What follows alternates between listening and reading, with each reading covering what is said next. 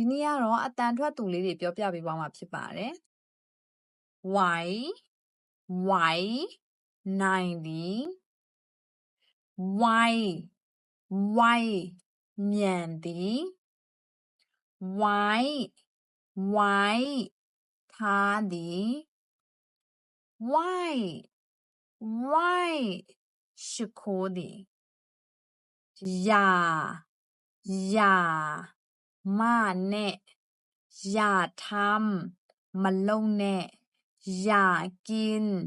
မစားနဲ့อย่าไปမသွားနဲ့อยากချင်သည်